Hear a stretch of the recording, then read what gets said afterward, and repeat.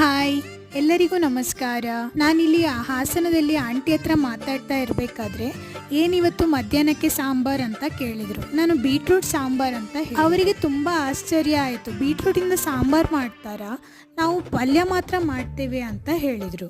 ತೆಂಗಿನಕಾಯಿ ರುಬ್ಬಿ ಹಾಕಿ ನಾವು ಸಾಂಬಾರನ್ನು ಮಾಡ್ತೇವೆ ಅಂತ ನಾನು ಹೇಳಿದೆ. ಸಾಂಬಾರಿಗೆ ಮಸಾಲ ಪದಾರ್ಥಗಳನ್ನು ಹುರಿದುಕೊಳ್ಳೋಣ. ಕೊತ್ತಂಬರಿ, ಜೀರಿಗೆ, ಉದ್ದಿನಬೇಳೆ, ಮೆಂತೆ, ಮೆಣಸು ಹಾಗೂ ಸ್ವಲ್ಪ ಎಣ್ಣೆಯನ್ನು ಹಾಕಿ ಮಸಾಲೆಯನ್ನು ಹುರಿದುಕೊಳ್ಳೋಣ. ನಂತರ ತೆಂಗಿನಕಾಯಿ ಜೊತೆ ಮೆಣಸೆ ಹುಳಿಯನ್ನು ಸೇರಿಸಿ ರುಬ್ಬಲು ಬೇಕಾದಷ್ಟು ನೀರನ್ನು ಹಾಕಿ ನುಣ್ಣಗೆ ರುಬ್ಬಿಕೊಳ್ಳೋಣ. ಬೀಟ್ರೂಟ್ ಹೋಳುಗಳು ಚೆನ್ನಾಗಿ ಬೆಂದ ನಂತರ ನಾವು ರುಬ್ಬಿರುವ ಮಸಾಲೆ ಪದಾರ್ಥವನ್ನು ಇದಕ್ಕೆ ಸೇರಿಸಿಕೊಳ್ಳೋಣ. ಸಾಂಬಾರಿನ ಕನ್ಸಿಸ್ಟೆನ್ಸಿ ನೋಡಿಕೊಳ್ಳಿ, ಬೇಕಿದ್ದರೆ ಸ್ವಲ್ಪ ನೀರನ್ನು ಸೇರಿಸಿಕೊಳ್ಳಬಹುದು. ಸಾಂಬಾರು ಚೆನ್ನಾಗಿ ಕುದಿಯಲಿ.